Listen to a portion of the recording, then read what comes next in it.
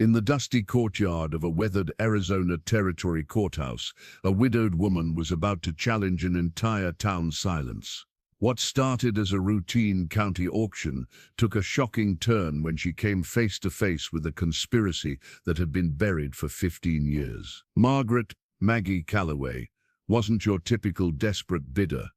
For 26 years, she had spent her life learning the prospector's trade from her father's journals, known for recognizing opportunity when others saw only fear. When she encountered Penance Mine's 10-cent asking price with no competing bids, she had no idea she was walking into a web of territorial corruption and mass murder. Maggie's refusal to be intimidated by warnings, threats, and accidents would lead to the exposure of a criminal empire reaching the highest levels of government. What began as a widow's gamble on worthless land would become a fight for justice that cost 16 men their lives. The Arizona Territory would never be the same after the richest ore vein in America revealed its blood-soaked secrets. Before we jump back in, tell us where you're tuning in from, and if this story touches you, make sure you're subscribed, because tomorrow I've saved something extra special for you. I bought a mine for 10 cents in broad daylight, at a public auction where grown men with money in their pockets stood silent, watching me bid on what should have been the deal of a lifetime. But nobody else raised their hand. Margaret Calloway, Maggie to most, looked around the small crowd gathered outside the weathered courthouse, expecting someone, anyone, to challenge my bid. The auctioneer's gavel hung in the air. Penance Mine sat on 43 acres of rough Arizona Territory land, with a working headframe and ore cars that could easily handle 20 tons a day. The shaft needed timber work, sure, but 10 cents.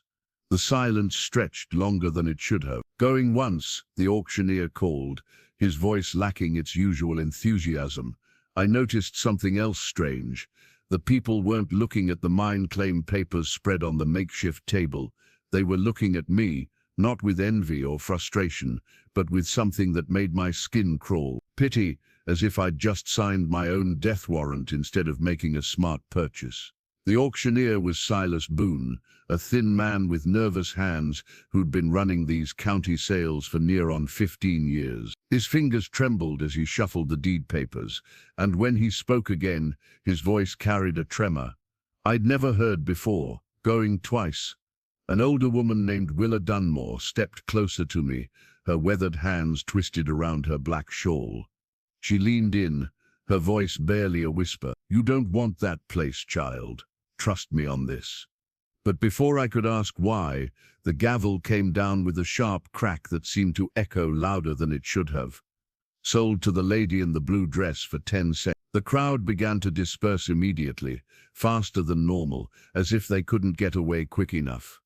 But as I approached Silas to complete my purchase, I caught fragments of hushed conversations drifting on the wind. I should have told her. Nobody's been down that shaft for 15 years. What happened to the last man who tried? Silas handed me the deed with shaking hands, avoiding eye contact completely. When I asked about the property's history, why such a valuable claim had been abandoned, why the county was selling it for practically nothing, the man simply shook his head and began packing up his papers without another word. That's when I noticed the most unsettling detail of all, where every single person who had attended the auction was now watching me from a distance, but none of them were moving toward their horses or wagons to leave. They were waiting to see what I would do next, as if they expected something to happen, something that had happened before. Miss Boone, I pressed, clutching the deed in my hands. The previous owner died. He cut me off, his voice sharp. Cave-in took him and 3 others. Mine's been sealed since. County just wants it off the tax rolls. He paused, finally meeting my eyes. Miss Calloway, I've known your father since before you were born. He was a good man, and he'd tell you to let this claim lapse. Let it go back to the territory. Some things are better left buried. But 10 cents for 43 acres of mineral rights was still 10 cents for 43 acres of mineral rights. My father's prospector journals, the only inheritance he'd left me besides debts and determination, had taught me to recognize opportunity when it wore the mask of fear. From the corner of my eye, I caught sight of a lone rider positioned on the ridge overlooking the courthouse. Even at this distance, I could tell he was deliberately staying back, using the sparse desert scrub for cover. The man wore a distinctive wide-brimmed hat with what looked like a silver band, and something about his stillness, the way he sat his horse like a predator watching prey, made my blood run cold. When our eyes met across the dusty space, the figure immediately turned and rode away, but not before I caught a glimpse of his face. Hard angles and cold eyes that belonged to a man accustomed to violence. Silas noticed my distraction and followed my gaze to the now empty ridge. His face went white as bleached bone. "Jonas Pike," he muttered, more to himself than to me. "Friend of yours?" "Nobody's friend." Silas rolled up the remaining papers with jerky, urgent movements. "Miss Calloway, I'm begging you, tear up that deed. Forget you were ever here." But I tucked the paper safely into my coat pocket and smiled. "Thank you for the advice, Mr. Boone. I'll consider it carefully." As I walked toward my mare Juniper, I could feel Willa Dunmore's eyes boring into my back. When I turned, she was standing alone by the courthouse steps, her lips moving in what might have been a prayer or a warning. "Penance doesn't run dry," she called out, her voice carrying clearly across the empty space. It was choked. I mounted Juniper and tipped my hat to the remaining onlookers, some of whom were still watching from their wagons and doorways. The weight of their stares followed me as I rode out of town, headed toward my 10-cent investment. The late afternoon sun cast long shadows across the desert landscape, and with each mile I put between myself and that courthouse, the silence seemed to grow heavier. Even Juniper seemed affected, her ears swiveling constantly, her gait more cautious than usual. But fear, I'd learned in my 26 years of life, was often the truest indicator of value. Men didn't protect worthless things with silence and warnings. They protected secrets, and secrets, in my experience, were usually worth considerably more than 10 cents. I reached the scrub-choked entrance to Penance Mine just as the sun began to sink behind the western peaks, painting the sky the color of old blood. The head frame rose against the twilight like the skeleton of some great beast, its wooden bones weathered gray and silver by years of desert wind and sun. All cars sat scattered in the sagebrush, their iron wheels seized with rust, their wooden sides split and warped. The whole place had the hollow, abandoned feel of a church after the last funeral, but something about it didn't sit right with me. For a mine that had supposedly been closed for 15 years, the decay seemed select. Juniper balked as we approached the main shaft, her nostrils flaring at some scent I couldn't detect. I dismounted and tied her to a sturdy post that still showed recent use. The rope grooves were fresh, not weathered like everything else. The adit, the horizontal entrance to the mine, was partially collapsed, choked with debris and tumbleweeds. But as I moved closer, clearing away the surface brush, I discovered something that made my father's voice echo in my memory. "When things don't add up, Maggie girl, there's usually a reason someone wants them that way." A welded iron gate blocked the entrance, not a cave-in, not natural collapse. A deliberate barrier, professionally installed, with fresh tool marks still visible on the metal. Someone had gone to considerable trouble to ensure this mine would never be reopened by accident. I ran my fingers along the welded seams, feeling the rough texture of recent metalwork. The gate was solid, built to last, with hinges that suggested it could be opened if you had the right tools and the right key. Above it, barely visible in the fading light, someone had carved words into the wooden frame. "What's buried should stay buried." A shiver ran down my spine that had nothing to do with the evening chill. I made camp 100 yards from the headframe, close enough to keep watch, but far enough away to avoid whatever had made Juniper so nervous. As I built my fire and prepared a simple meal, I pulled out my father's journals, searching for any reference to Penance Mine. The pages crackled as I turned them, filled with his careful notes about ore samples, water rights, and the politics of mining in the territory. On page 47 I found it, a brief mention of Penance in a list of promising claims with unusual circumstances. Penance Mine, richest assay results I've seen in 20 years. Owner reports complete exhaustion of ore body, but samples suggest otherwise. Worth investigating if claim becomes available. Note, local reluctance to discuss. Possible labor troubles in mining country. That could mean anything from pay disputes to something much darker.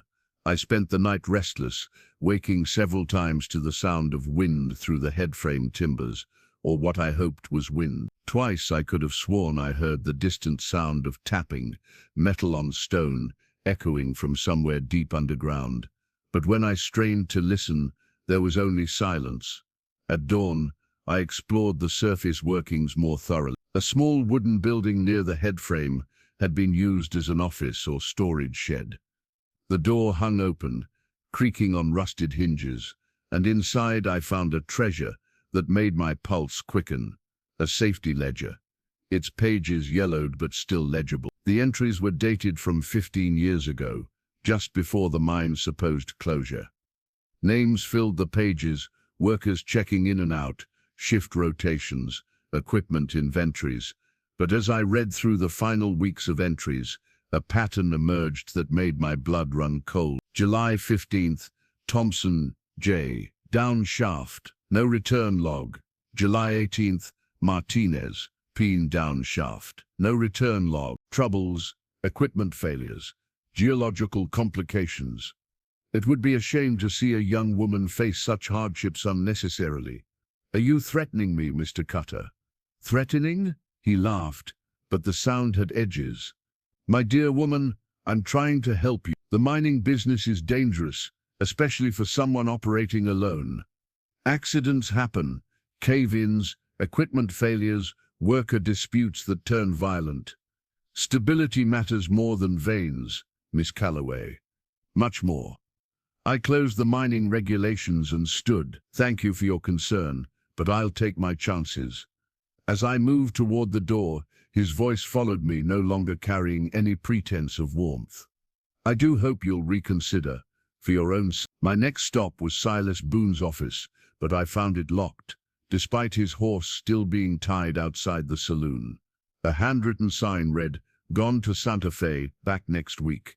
The ink was still wet. Frustrated, I headed to the assay office to have the ore samples from my preliminary survey analyzed, but found another locked door and another hastily written sign. It seemed half the town's officials had suddenly found urgent business elsewhere. The general store, at least, was open. I purchased supplies for a return trip to the mine: tools, lamp oil, rope, and preserved food. The storekeeper, Tom Morrison, was friendly enough, but when I mentioned Penance Mine, his demeanor changed.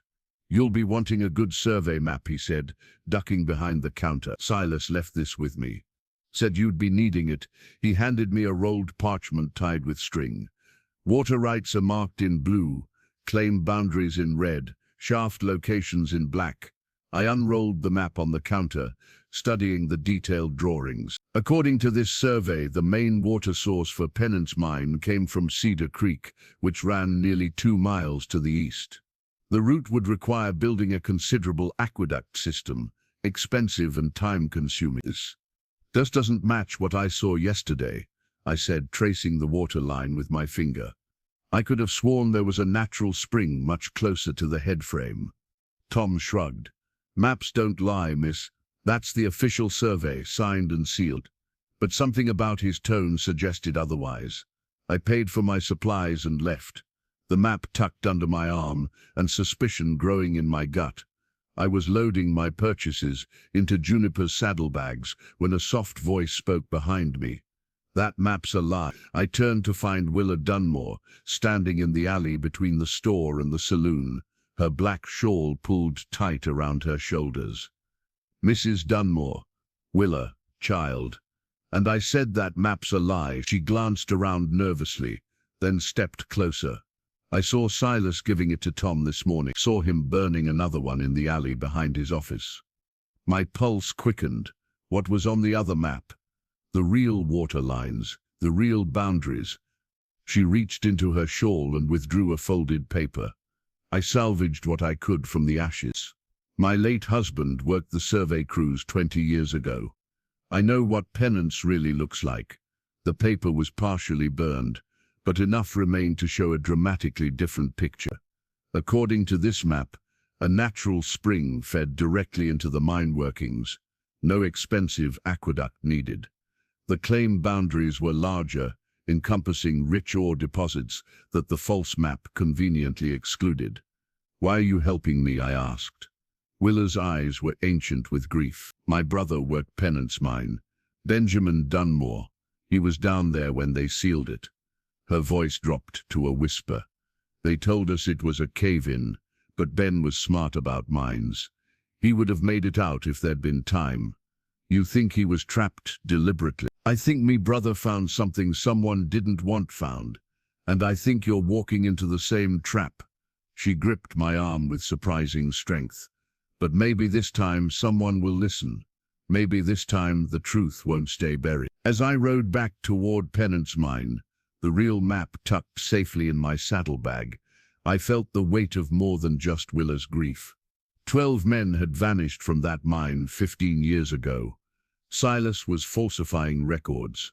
Samuel Cutter was offering 50 times my investment to make me disappear. Jonas Pike was watching from the shadows, and somewhere beneath that welded gate, the richest ore vein in the territory was waiting along with whatever secrets someone had been willing to kill to protect. The sun was setting again as I made camp, this time choosing a position with clear sight lines in all directions. As darkness fell, I studied the real survey map by lamplight, memorizing every detail. Tomorrow I would return to the mine with the right tools and the right knowledge. Tomorrow I would cut through that welded gate and find out what 12 good men had died trying to protect. But tonight, as the desert wind whistled through the headframe and juniper shifted nervously in the darkness, I couldn't shake the feeling that I was being watched, that somewhere in the shadows, Jonas Pike was counting down the hours until I made my move, and that Samuel Cutter's patience was running as thin as his smile. I returned to Penance Mine at dawn with a borrowed cutting torch, rope, and something Willa had pressed into my hands at the last moment. A small wooden cage containing a yellow canary she called Brass. "Every miner needs a partner," she'd said, her eyes fierce with determination, "and every partner deserves to come home alive." The welded gate shrieked like a wounded animal as I heated the metal joints, sparks cascading in golden showers that made Brass flutter nervously in his cage. The work was slow, deliberate. My father had taught me that rushing underground was the quickest way to join the bones already buried there. Telling and preparing this story took us a lot of time, so if you are enjoying it, subscribe to our channel. It means a lot to us. Now back to the story. When the last weld finally gave way, the gate swung open with a groan that seemed to echo from the depths of the earth itself. Cool air rushed out, carrying the scent of damp stone and something else, something that made my skin crawl and Brass press himself against the far side of his cage. "Easy, boy," I whispered, lifting the canary cage. "We'll test the air first, just like Papa taught me." The entrance tunnel was nothing like the collapsed, worthless shaft the county records described. Clean timber lined the walls, recently replaced. Fresh chalk marks indicated measurements and ore grades. Someone had been maintaining this mine, keeping it ready for operation despite its supposed abandonment. Brass sang tentatively as we moved deeper, his bright voice echoing off the stone walls, a good sign that the air was breathable. But 20 feet into the tunnel I found something that stopped me cold. A small alcove had been carved into the rock wall and then sealed with fresh masonry work. The mortar was newer than the surrounding stone, carefully fitted but not professionally done, as if someone had been in a desperate hurry to hide whatever lay behind it. Etched into the masonry with crude tools were initials and dates. BD July 22, the same dates from the safety ledger, the same initials of men who had never clocked out. My hands trembled as I traced the letters.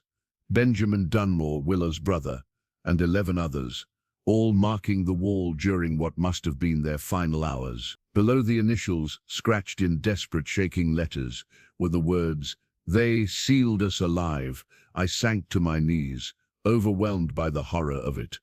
12 men trapped behind this wall, taking the time to carve their names before the air ran out or thirst took them. They hadn't died in a cave-in. They'd been murdered, entombed like ancient pharaohs, but without the honor. Brass began to sing more urgently, and through my grief I heard what had alarmed him, the sound of hoofbeats approaching the mine entrance. I grabbed the canary cage and pressed myself against the tunnel wall, dousing my lamp. The footsteps that entered the tunnel were deliberate, unhurried, professional, and they were followed by at least 2 other sets of boots. "She's been here," a cold voice said. Jonas Pike, his words carrying the authority of a man accustomed to violence. "Torch work on the gate, fresh scuff marks in the dirt." "Find her," came another voice, younger but just as hard. "Mr. Cutter wants this handled quiet-like." I held my breath as their footsteps passed my hiding spot, moving deeper into the tunnel. In the distance I could hear the faintest sound that made my blood run cold, tapping, metal on stone. The same sound I'd heard during my restless night of camping, but now I understood what it was. Someone else was down here, someone alive, tapping on stone, trying to signal for help. The footsteps stopped. "You hear that?" Jonas's voice carried a note of unease. "Just settling timbers. Old mines make noise." But the tapping continued, rhythmic and desperate. 3 short, 3 long, 3 short. Even I recognized it as the distress signal my father had taught me. "Boss ain't gonna like this," the younger voice muttered. "Place gives me the shivers." "Place should be giving you ideas," Jonas replied, "about what happens to folks who dig too deep into other people's business." Their voices began to fade as they moved back toward the entrance, but I caught Jonas's final words. "Set the charges tonight. Make it look like she brought down the whole damn mountain trying to work a worthless claim." My blood turned to ice. They weren't just planning to stop me, they were planning to bury me along with whatever evidence lay behind that sealed alcove. I waited until I was certain they were gone before lighting my lamp again. The tapping had stopped, but now I knew I wasn't alone down here. Somewhere in this maze of tunnels, someone was alive and trying to communicate. But first, I had to deal with the alcove. Those names, those dates, they deserved more than being blown to pieces in a fake cave-in. I set Brass's cage in a safe spot and began examining the masonry work more closely. The mortar was good quality but hastily applied, with gaps and weak spots that suggested the work had been done in poor light under extreme pressure. At the bottom corner, where the seal met the tunnel floor, I found what I was looking for, a loose stone barely held in place by crumbling mortar. I worked it free with my knife, creating an opening just large enough for my lamp. The light revealed a horror that would haunt my dreams forever. 2 skeletons lay collapsed against each other in the small chamber beyond, their bones still wearing the rotted remains of mining clothes. But it was what surrounded them that made me gasp aloud, or samples that gleamed even in lamplight, richer than anything I'd ever seen. And clutched in the bony fingers of one skeleton was an oilskin packet, somehow preserved in the dry air of their tomb. I reached through the opening and carefully extracted the packet, my hands shaking as I opened it. Inside were papers that would change everything, pay ledgers documenting ore shipments that supposedly never existed, maps showing the true extent of Penance Mine's riches, and most damning of all, correspondence bearing the territorial governor's official seal. One letter, dated just days before the cave-in, made my blood boil. "The inquiries must stop. Retire the witnesses permanently. The ore shipments to Denver will continue as planned, but we cannot risk exposure of our arrangement. Do what must be done." It was signed with an elaborate flourish and sealed with the governor's crest. As I read through the documents, the full scope of the conspiracy became clear. Penance Mine hadn't run dry. It had been the richest strike in the territory's history. But instead of reporting the find, a cabal of territorial officials and businessmen had been secretly mining and selling the ore, splitting profits while reporting the claim as worthless. When the miners began asking questions about the discrepancies between what they were pulling out of the ground and what was being reported, they'd been silenced permanently. Sealed alive in their own workplace, left to die while their murderers continued profiting from their labor. And now I held the proof in my hands. But the tapping had started again, more urgent now, coming from deeper in the tunnel system. Someone else was down here. Someone who might have been trapped for God knows how long. I gathered the documents and ore samples, secured them in my pack, and followed the sound deeper into the mine. Whatever else happened tonight, I wouldn't let Jonas Pike's charges bury the truth along with whoever was still alive in these tunnels. The dead men deserved justice. The living deserved rescue. And Samuel Cutter's empire of lies deserved to crumble into the dust, where it belonged. The tapping led me deeper into the mine than I'd intended to go alone, past branching tunnels that disappeared into darkness and over wooden bridges that spanned underground streams. Brass remained calm in his cage, which told me the air was still good, but my nerves were stretched tighter than piano wire. The sound was coming from a side tunnel marked with a wooden sign that read, "Shaft 7, authorized personnel only." As I approached, the tapping suddenly stopped, replaced by a voice so weak I almost missed it. "Help, please," I called out softly. "I'm here. Keep talking so I can find you." "Water." "Been so long," following the voice. I found a cave-in that blocked most of the tunnel, but not completely. Through a gap between fallen timbers, I could see movement, someone alive but trapped in a pocket of air. "How long have you been down here?" I asked, passing my water bottle through the gap. "Don't know, weeks. Maybe months. Lost track after the first week." The voice was gaining strength. "Name's Charlie Weiss. Used to work security for the mine before they tried to bury all the witnesses." Charlie Weiss. The name wasn't in the ledger of dead dies, which meant he'd been down here since the recent activity I'd noticed. "What witnesses?" I pressed, though I suspected I already knew. "The new miners Mr. Cutter hired to restart operations. They found the sealed chamber, found the bodies, started asking the same questions that got those poor bastards killed 15 years ago." His voice carried bitter exhaustion. "So Cutter decided to clean house again.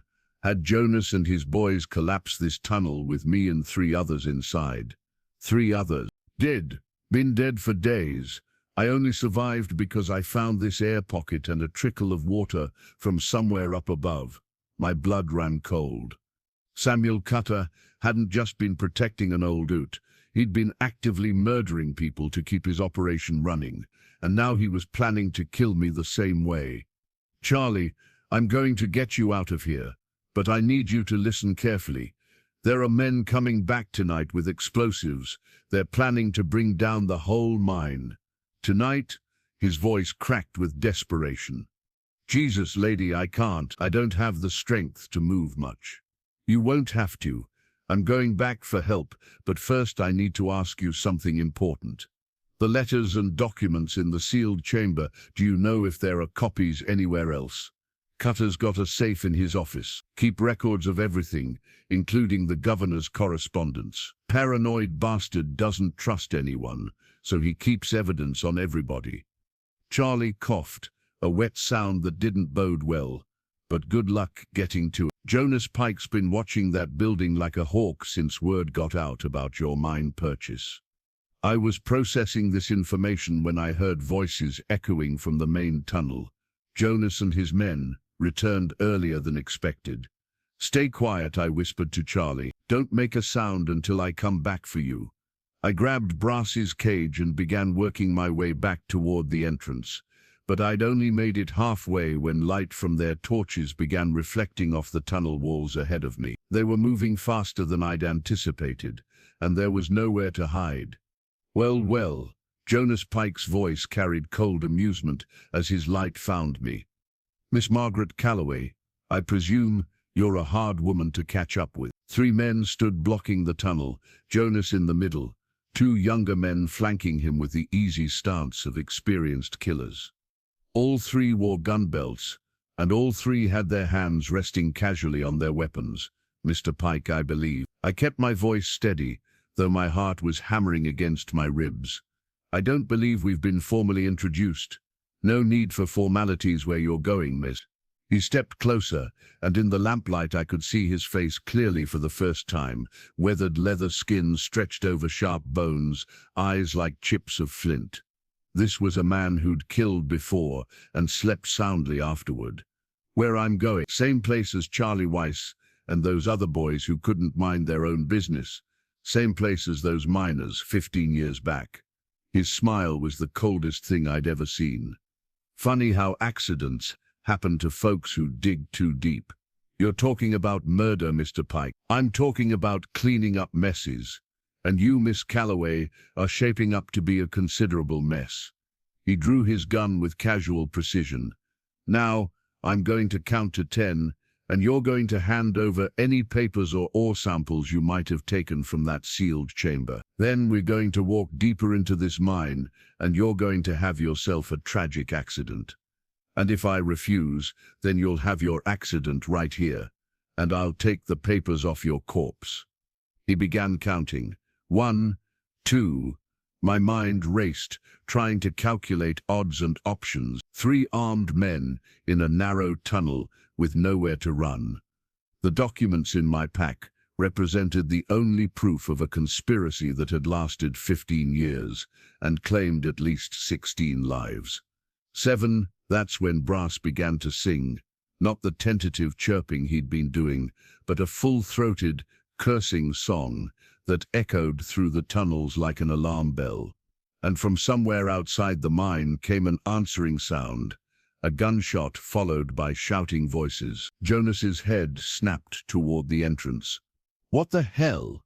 Another gunshot closer this time, and then Willa Dunmore's voice carrying clearly through the tunnel.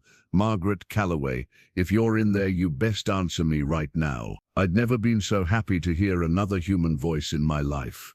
I'm here, Willa, I shouted back, with 3 men who were just explaining how accidents happen. Jonas cursed and motioned to his companions. Handle the old woman. Make it quick and quiet. But Willa's voice came again, stronger now. Don't suppose you boys recognize the sound of a Winchester when you hear one. I got 2 more shots in this rifle and 40 years of practice putting down rabid animals. One of Jonas's men started toward the entrance, but Jonas grabbed his arm. Wait, how many of them are out there? At least the old woman, the younger man replied. But could be more. In the brief confusion, I made my decision. These documents were worth more than my life, and Charlie Weiss deserved better than dying alone in the dark. I pressed the oilskin packet containing the most damaging evidence against the small of my back, then pulled out only the ore samples and less critical papers. Here, I said, holding them out to Jonas. This is what I found. Now let me go. He snatched the papers, his eyes quickly scanning the contents. Where are the rest? That's all there was. His gun barrel pressed against my forehead, cold and steady. I'm going to ask you one more time, Miss Calloway. Where are the governor's letters? What letter? I met his gaze steadily, praying that Willa had brought help and that Charlie could hold on a little longer. That's when the explosion came, not from deeper in the mine where Jonas had planted his charges, but from the entrance tunnel behind us. Rock and timber came crashing down, and in the chaos and dust I heard the most beautiful sound in the world. Willa Dunmore's cackling laugh, echoing through the darkness. Always said I was better with dynamite than most men, she called out. Now let's see how you boys like being the ones trapped underground. The explosion had sealed us in, but it had also changed everything.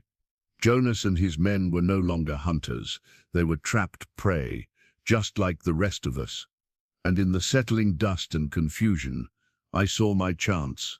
Brass, I called out, releasing the canary from his cage. The little bird took flight immediately, his bright yellow form disappearing into the darkness of the side tunnels. If anyone came looking for us, they'd follow his song. Jonas was coughing, wiping dust from his eyes. When I tackled him, we went down hard on the rocky tunnel floor, his gun skittering away into the shadows. His companions were still stumbling around, blinded by dust and debris, giving me precious seconds. I rolled away from Jonas and scrambled toward where his gun had fallen, but he was faster than his age suggested. His hand closed around my ankle, yanking me back. "You little wildcat," he snarled, blood streaming from where his forehead had struck stone. "Should have taken Cutter's offer when you had the chance." We struggled in the dirt and rubble, fighting for position, when another voice cut through the chaos, weak but determined. "Over here. The gun's over here." Charlie Weiss had somehow managed to reach through the gap in his cave-in and was pointing toward Jonas's fallen weapon. I lunged for it, but one of Jonas's men got there first. "Boss," the younger man called out, raising the gun toward me. That's when Charlie proved he had more fight left in him than any of us had expected. A chunk of ore, thrown with desperate accuracy, caught the gunman square in the temple. He dropped like a stone. "Charlie Weiss," Jonas roared, "should have let you starve quiet-like." But the momentary distraction was enough. I grabbed a fallen timber and brought it down hard across Jonas's shoulders, sending him sprawling. The third man, seeing his companions down, decided discretion was the better part of valor, and disappeared into one of the side tunnels. I quickly secured Jonas's gun and checked on the man Charlie had felled, unconscious but breathing. Jonas himself was cursing, but not seriously hurt, just winded and furious. "Charlie," I called out, "are you hurt?" "Still breathing, which is more than I expected an hour ago." His voice was stronger now, energized by the fight. "But we got bigger problems. Those charges Jonas planted, they're on a timer, set to go off in maybe 2 hours. My blood went cold. Can you disarm them? Maybe if I wasn't trapped behind a ton of rock." He paused. "But you might be able to. They're simple fuses, nothing fancy. Problem is they're scattered all through the mine system." I looked at Jonas, who was glaring at me with undisguised hatred. "Where are the charges?" He spat in the dirt. "Go to hell." I cocked his own gun and pointed it at his head. "I've got nothing left to lose, Mr. Pike. Those charges go off. We all die together. Your choice, help us live, or guarantee we all die." For a long moment we stared at each other. Then his shoulders sagged slightly. "Main support beam near the entrance. That one's already gone off, thanks to your friend. 3 more at the deepest tunnels, set to bring down the whole mountain. 2 at the water sources, to flood whatever doesn't collapse." "Where exactly?" "Shaft 7, where your friend Charlie's holed up, Eastern Tunnel, near the underground stream. And the big one's in the original chamber, right next to where you found those skeletons. The sealed chamber, where the evidence of 15 years of murder and conspiracy lay waiting to be destroyed forever." "Charlie, how long to disarm each charge?" 15, maybe 20 minutes if they're simple fuses. But here's the thing, you cut the wrong wire on a timer device, and it goes off immediately. I looked at the tunnel system stretching away in multiple directions. 5 charges, maybe 2 hours, and I was the only one mobile enough to move between them. The math was clear. I couldn't disarm them all, but I could choose which ones to save. "Jonas," I said, "you're going to help me get Charlie out of that cave-in. Then he's going to defuse the charge that's closest to killing us all, while I go after the one in the sealed chamber." "And why would I do that?" "Because if those tunnels flood, we all drown together. And if the mountain comes down, we all get buried together. But if we work together, some of us might actually walk out of here alive." It took the better part of an hour to free Riley Weiss from his rocky prison. He was in worse shape than his voice had suggested, dehydrated, malnourished, and favoring his left leg, where falling timber had pinned him for days. But his hands were steady, and his knowledge of explosives was exactly what we needed. "You sure about going after the sealed chamber?" he asked, examining the timer device on the charge near his former prison. "That's the most dangerous one if it goes off while you're in there. Then the truth dies with me, I said. But if I don't try, the truth dies anyway. I left Charlie working on his charge and Jonas helping under gunpoint, then made my way back to the sealed alcove where I'd found the skeletons and documents. The charge here was more sophisticated than the others, a bundle of dynamite wired to a timer that showed less than 90 minutes remaining. But it wasn't the explosives that made me catch my breath. Someone had been here since my last visit. The loose stone I'd removed to access the chamber had been completely cleared away, creating an opening large enough to crawl through, and light was coming from inside. I squeezed through the opening and found myself face to face with the most damning evidence yet. The skeletons were gone, moved to one side of the chamber, but their bones had been arranged with respectful care. Someone had taken the time to lay them out properly, like a proper burial, and sitting beside them was a collection of documents that made my earlier find look like a child's primer. These weren't just letters about silencing witnesses, they were detailed records of a conspiracy that reached far beyond Penance Mine. Bank records showing massive transfers of wealth from the territory to private accounts. Shipping manifests documenting ore sales that had supposedly never happened. And most damning of all, a leather-bound ledger with entries in multiple hands, recording bribes paid to judges, sheriffs and territorial officials going back 20 years. Beautiful, isn't it? Samuel Cutter's voice came from behind me, cultured and calm. 20 years of building an empire, and it all started with a simple mining claim that nobody wanted. I spun around to find him squeezing through the opening, impeccably dressed even underground, carrying a lantern and wearing a smile that belonged in a coffin. "Mr. Cutter, I wondered when you'd show up personally." "Oh, I've been here all along, Miss Calloway. Someone had to make sure Jonas didn't bundle this like he's bundled everything else." He gestured toward the timer on the explosives. 87 minutes.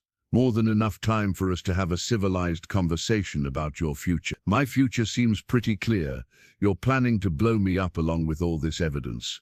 Actually, I'm hoping we can reach a more mutually beneficial arrangement. He sat down on a convenient boulder, as relaxed as if we were discussing the weather. "You see, Miss Calloway, I've been watching you. You're resourceful, intelligent, morally flexible when necessary. You could be a valuable partner in the right circumstances. Partnership in murder, partnership in progress." His eyes lit up with the fervor of a true believer. "Do you have any idea what we've accomplished here? This territory was nothing, a handful of failed mining claims and broken prospectors. We built something magnificent. Schools, roads, businesses, growth, all funded by resources that would have otherwise sat in the ground forever. Built on the bones of 16 men. Built despite the bones of 16 men. He corrected. Men who would have exposed our operation before it could reach its full potential. Men who would have condemned this entire territory to continued poverty for the sake of their individual conscience. I stared at him, amazed by his ability to rationalize mass murder as civic improvement. "The offer is simple," he continued. "Join us. Take your share of the profits. Help us manage the practical aspects of our continued operations. In return, you live, you prosper, and you help build something lasting. And if I refuse," his smile never wavered, "then you become another sad story about a woman who bit off more than she could chew. Another cautionary tale about the dangers of mining alone." He stood up, brushing dust from his expensive suit. 79 minutes, Miss Calloway. I'll be waiting outside for your answer." As he squeezed back through the opening, I was left alone with the bones of murdered men and a choice that would define not just my survival, but my soul. In 79 minutes, either I would be dead, or I would be something worse, complicit in the very crimes I'd set out to expose. But Samuel Cutter had made one crucial mistake. In his arrogance, he'd assumed I was like him, that survival and profit would trump justice and truth. He was about to learn how wrong he was. I spent 30 precious minutes copying the most damning documents onto pages torn from my father's journal, working by lamplight while the timer counted down toward our collective doom. If I didn't survive, at least there was a chance someone else might find the evidence and finish what I'd started. When I emerged from the sealed chamber, I found the tunnel in chaos. Charlie had successfully disarmed his charge, but collapsed from exhaustion immediately after. Jonas was gone, either escaped or buried under fresh rockfall from somewhere deeper in the mine, and Samuel Cutter stood waiting with 2 new men. I didn't recognize, both armed and alert. "Time's up," Miss Calloway, Cutter said pleasantly. "Have you reached a decision?" "I have." I held up the original ledger, the one documenting 20 years of bribes and murders. "I'm keeping this, and I'm walking out of here." "I'm afraid that's not one of the available options." He nodded to his men, who raised their rifles. That's when the mountain shook. The explosion came from somewhere above us, followed immediately by the rumble of falling stone and the rush of water. Not the charges Cutter had set. This was something else, something big. "What the hell?" one of his men started to say, just as Brass came flying through the tunnel, his bright song echoing off the walls like a war cry.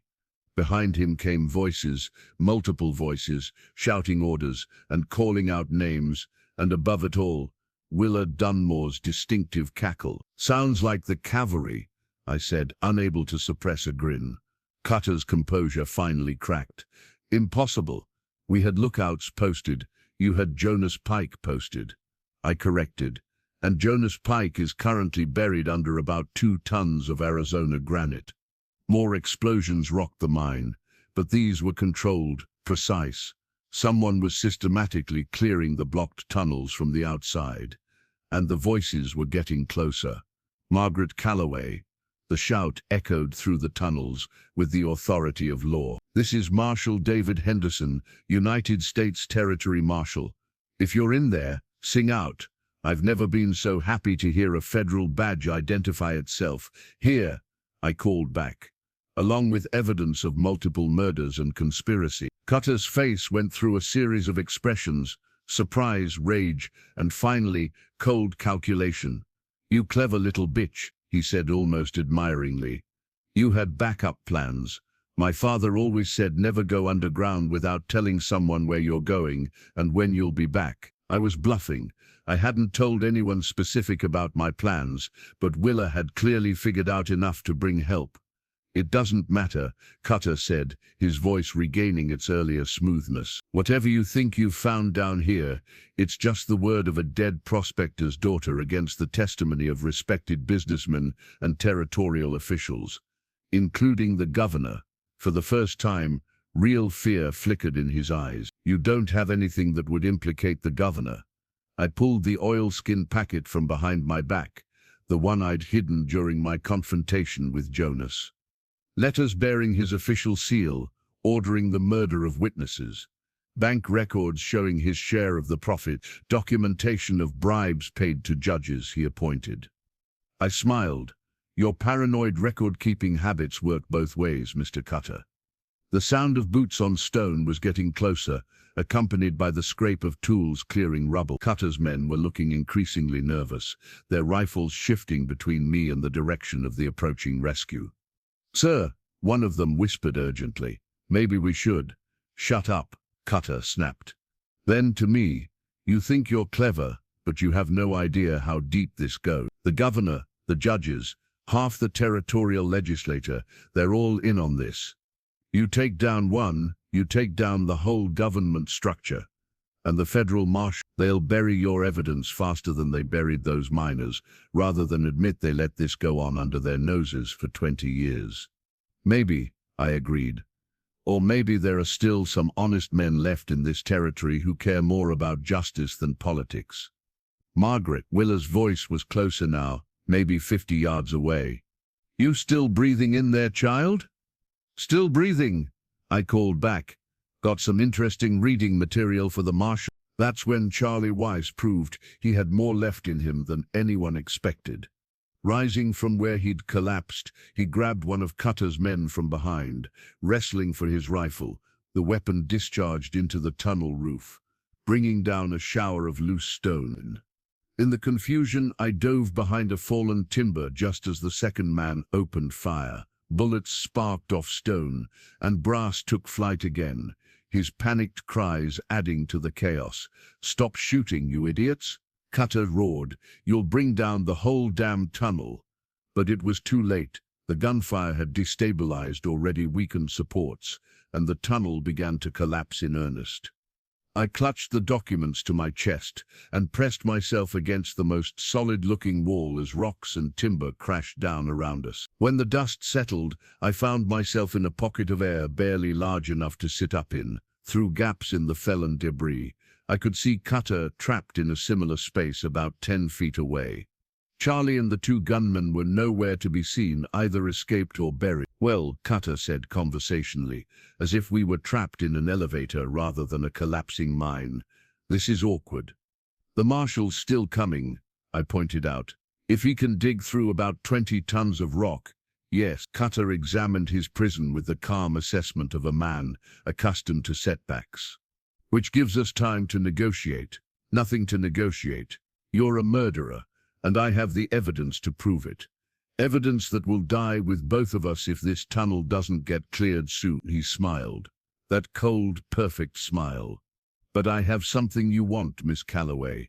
Information that could save more lives than just ours." Despite myself, I was curious. "What information?"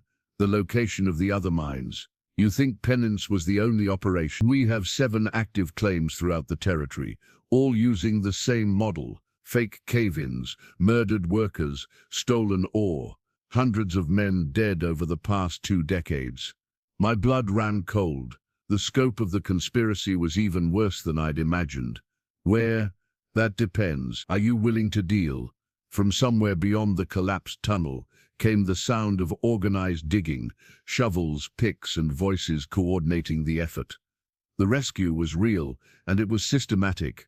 "What kind of deal?" "Simple. I give you the locations and evidence to shut down all 7 operations. In return, you testify that I was trying to help you when the tunnel collapsed, that I was cooperating with your investigation. You want me to lie under oath to save your neck. I want you to bend the truth to save hundreds of lives. The other 6 operations are still active, Miss Calloway. Men are dying right now while we debate semantics." It was exactly the kind of moral trap I'd expect from Samuel Cutter, offering to do the right thing, but only in exchange for escaping justice for the wrong things he'd already done. "Margaret," the marshal's voice was much closer now. "Can you hear me?" "I can hear you," I called back. 2 people trapped, both alive. "Any injuries?" I took inventory. "Cuts, bruises, probably some cracked ribs, but nothing immediately life-threatening. Banged up but functional. We'll have you out within the hour. Just stay calm and don't try to move any of the big rocks." Cutter was watching me intently. "Clock's ticking, Miss Calloway. What's it going to be?" I looked at the documents in my hands, evidence of 20 years of murder and corruption, proof that could bring down a conspiracy that reached the highest levels of territorial government. Then I thought about the hundreds of other men who might be dying in mines I'd never heard of, trapped in the same web of greed and violence that had claimed the souls of Penance Mine. "Give me the locations first," I said finally, "and the evidence to prove the other operations exist. Then we'll talk about testimony." His smile was triumphant.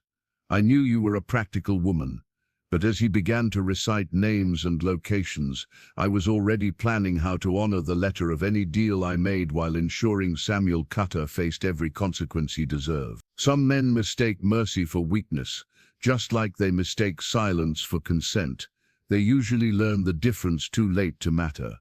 "Time's up," I said when he finished. "Here's my counteroffer." "Here's my counteroffer, Mr. Cutter," I said, clutching the oilskin packet to my chest. "You're going to give Marshal Henderson your full confession, including the names of every official you've bribed, every judge you've bought, and every murder you've ordered. In return, I'll testify that you cooperated fully once you were caught." His laugh was bitter. "And spend the rest of my life in territorial prison." I don't think so.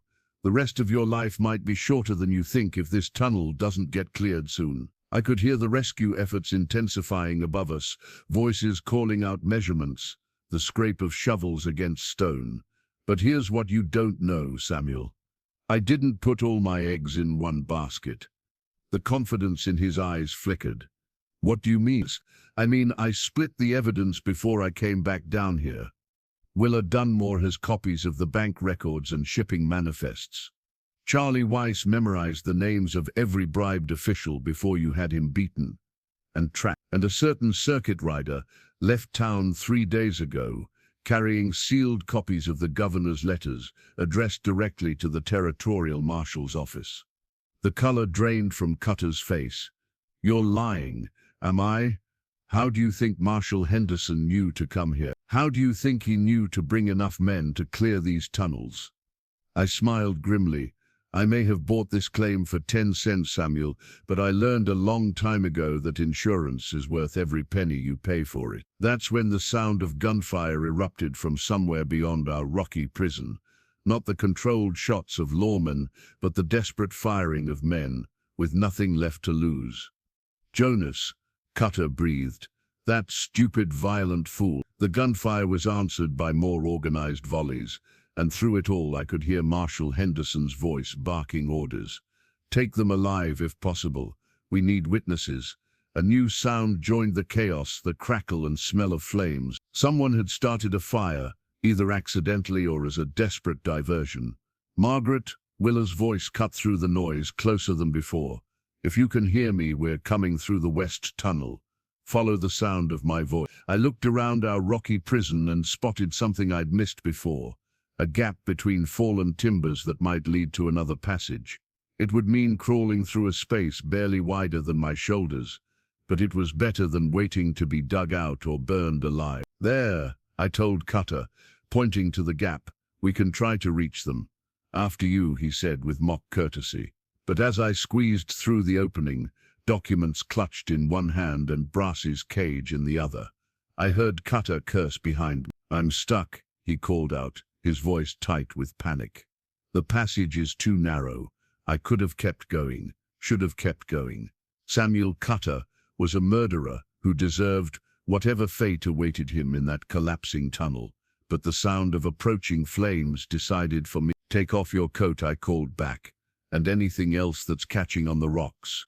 It took precious minutes to help him work free, minutes during which the smoke grew thicker and the sound of gunfire faded to sporadic shots. When we finally emerged into a wider tunnel, we found ourselves face to face with the most welcome sight in the world, Willa Dunmore holding a torch, flanked by 2 federal marshals. About time, Willa said dryly. Thought we were going to have to dig to China to find you. Marshal Henderson himself appeared moments later, a tall man with iron-gray hair and eyes that had seen too much of humanity's worst impulses. He looked between Cutter and me, then at the documents I was holding. Miss Calloway, I presume. I have some very interesting reading material from your friend Willa here, and some disturbing testimony from a Mr. Charles Weiss.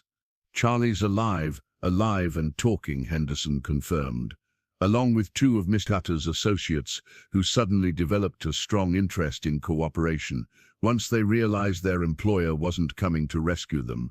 Samuel Cutter straightened his torn and dirty clothes, attempting to regain some of his earlier composure.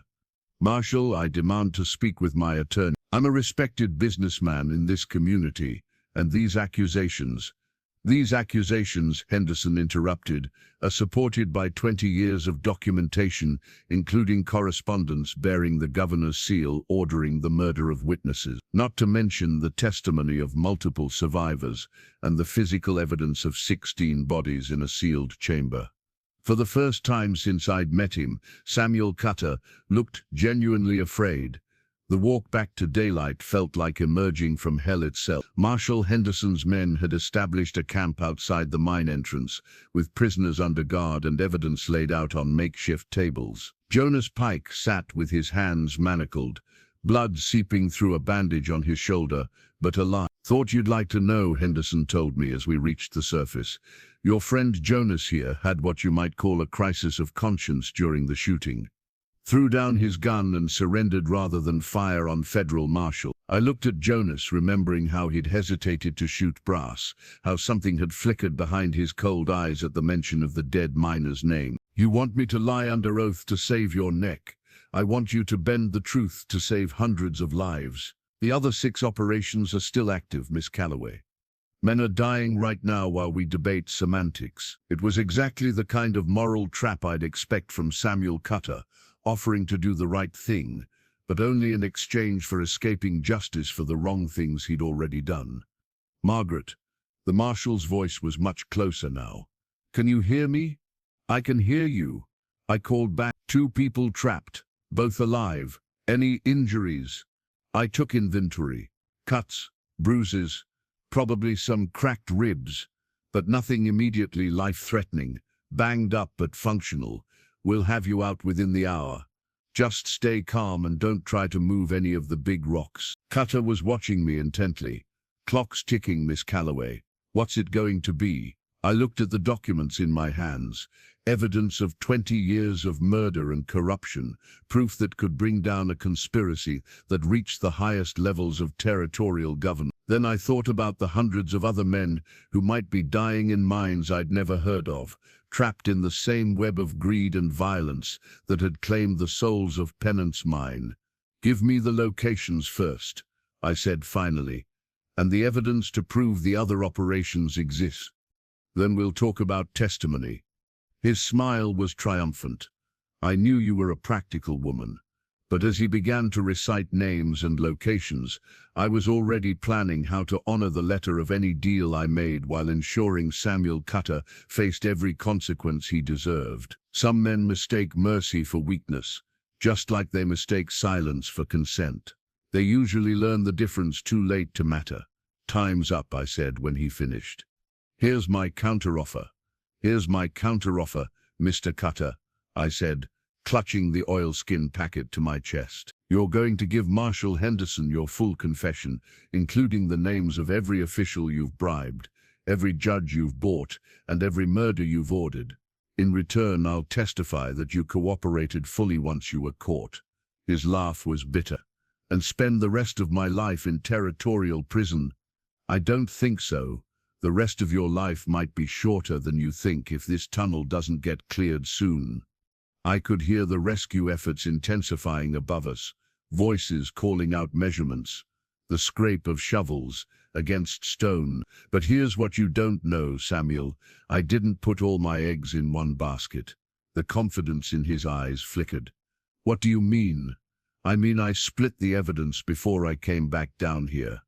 Willa Dunmore has copies of the bank records and shipping manifests. Charlie Weiss memorized the names of every bribed official before you had him beaten and trapped. And a certain circuit rider left town 3 days ago, carrying sealed copies of the governor's letters, addressed directly to the territorial marshal's office. The color drained from Cutter's face. You're lying. Am I? How do you think Marshal Henderson knew to come here? How do you think he knew to bring enough men to clear these tunnels? I smiled grimly.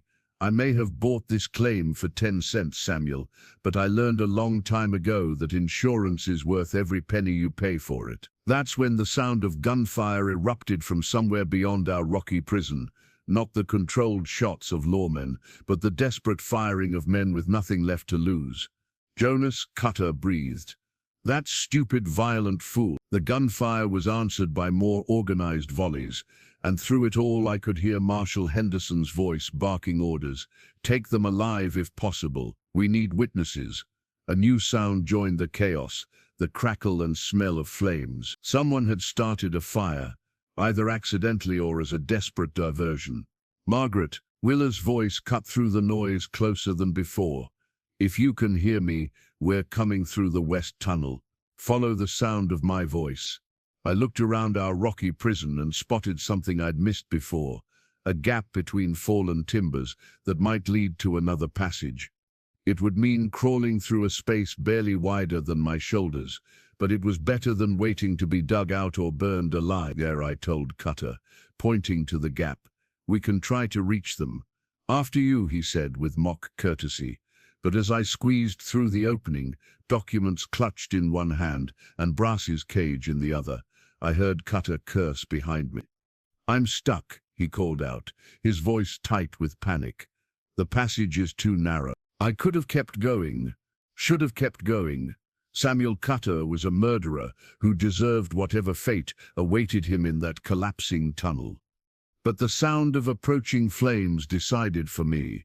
"Take off your coat," I called back, "and anything else that's catching on the rocks." It took precious minutes to help him work free, minutes during which the smoke grew thicker and the sound of gunfire faded to sporadic shots. When we finally emerged into a wider tunnel, we found ourselves face to face with the most welcome sight in the world. Willa Dunmore, holding a torch, flanked by 2 federal marshals. "About time," Willa said dryly. "Thought we were going to have to dig to China to find you." Marshal Henderson himself appeared moments later, a tall man, with iron-grey hair and eyes that had seen too much of humanity's worst impulses. He looked between Cutter and me, then at the documents I was holding. "Miss Calloway, I presume. I have some very interesting reading material from your friend Willa here, and some disturbing testimony from a Mr. Charles Weiss." "Charlie's alive and talking," Henderson confirmed, along with 2 of Miss Cutter's associates who suddenly developed a strong interest in cooperation once they realized their employer wasn't coming to rescue them. Samuel Cutter straightened his torn and dirty clothes, attempting to regain some of his earlier composure. "Marshal, I demand to speak with my attorney. I'm a respected businessman in this community, and these accusations, Henderson interrupted, are supported by 20 years of documentation, including correspondence bearing the governor's seal ordering the murder of witnesses, not to mention the testimony of multiple survivors and the physical evidence of 16 bodies in a sealed chamber." For the first time since I'd met him, Samuel Cutter looked genuinely afraid. The walk back to daylight felt like emerging from hell itself. Marshal Henderson's men had established a camp outside the mine entrance, with prisoners under guard and evidence laid out on makeshift tables. Jonas Pike sat with his hands manacled, blood seeping through a bandage on his shoulder. "But alive. Thought you'd like to know," Henderson told me as we reached the surface. "Your friend Jonas here had what you might call a crisis of conscience during the shooting.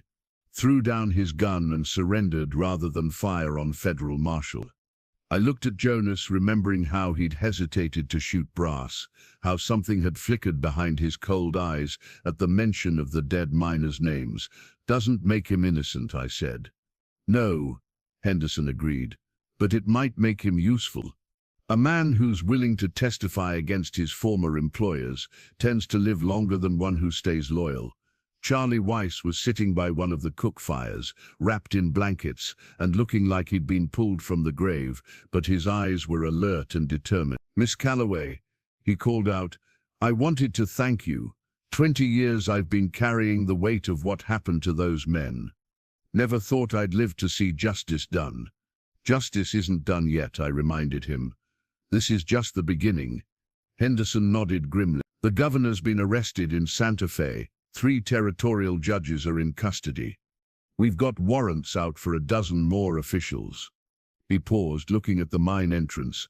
"But Miss Calloway, I have to ask, what do you want to do about the mine itself?" I looked at the headframe silhouetted against the setting sun, at the entrance where so many good men had died, at the wealth still buried in the ground below. The ore was real, the richest strike in the territory's history. It could make me wealthy beyond imagination. "I want to reopen it," I said finally. "But not the way Cutter did. I want to run it as a cooperative. The families of the dead miners get shares, the workers get fair wages and safe conditions, and the first month's profits go to building a proper memorial." Willa Dunmore nodded approvingly. "Your father would be proud, child. There's one more thing," I added. "I want Charlie Weiss as my foreman.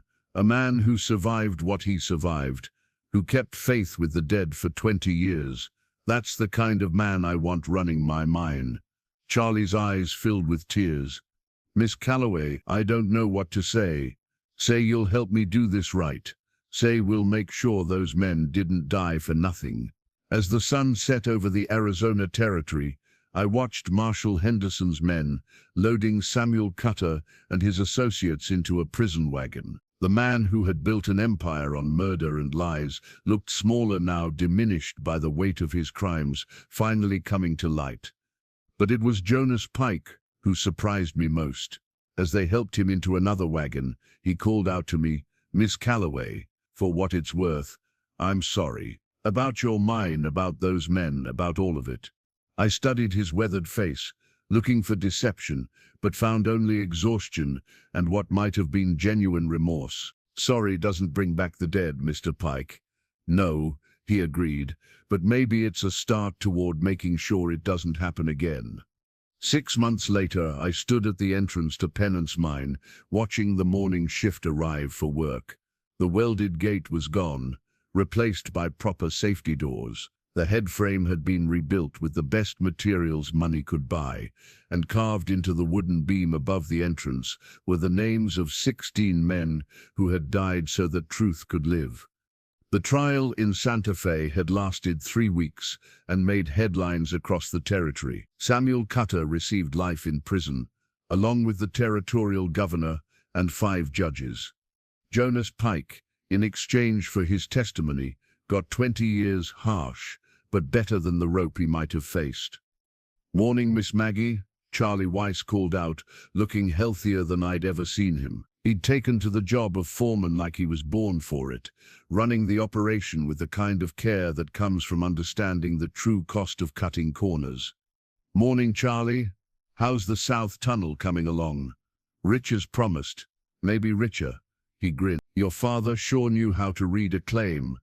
The memorial service had been held on a bright December morning, with families traveling from across the territory to honor their dead. Willa Dunmore had spoken for her brother Benjamin, her voice strong and clear as she read his name along with the others. And when she was finished, she'd placed the first stone on the cairn we built at the mine entrance, 16 stones for 16 men, with their names carved deep so time couldn't erase them. But it was brass who had provided the most fitting tribute. The little canary had made his home in the rebuilt headframe, his song greeting each shift as they went down into the earth, his bright voice a living reminder that some things survive even the darkest places. I pulled out my father's journal and added the day's entry to the pages that now documented hope instead of tragedy. Penance Mine, day 80 of operations, extracted 47 tons of ore. All profits shared fairly among workers and families of the deceased. No accidents, no injuries. Charlie reports the main vein shows no signs of playing out. Sometimes the richest treasures are the ones that take the longest to bring to light. Father always said that good ore is like good character. It's forged under pressure and refined by fire. I think he would have been proud of what we built here, not just the mine but the community that grew around it. Men who look out for each other, who remember the cost of greed, who understand that some things are worth more than gold. The deed to this place cost me 10 cents and nearly cost me my life. But watching Charlie ring the end-of-shift bell this evening, seeing the miners head home safe to their families, hearing Brass sing his evening song from the headframe, I'd say it was the best investment I ever made. I closed the journal and looked out over the camp that had grown around the mine. Neat houses for the workers, a school for their children, a church where Samuel Cutter's former victims were remembered in prayer every Sunday. It wasn't perfect, but it was honest. It was built on truth instead of lies, on justice instead of murder. And sometimes that's the richest vein of all. As the sun set over the Arizona Territory, casting long shadows across the desert, I could hear Brass singing his evening song from somewhere high in the headframe. It was a song of survival, of hope, of small bright things that refused to be silenced by the darkness. It was the song of Penance Mine, where a 10-cent deed had purchased something far more valuable than gold, the chance to prove that courage and conscience could triumph over greed and corruption, even in the lawless heart of the frontier. And that, I thought as I headed home to the small house I'd built, overlooking the operation, was worth every penny I'd paid, and every risk I'd taken to make it real. Up next, we have two more incredible stories that are waiting for you. Just click the image you want to watch, and it will take you there. If you enjoyed this video, make sure to subscribe. It would mean a lot.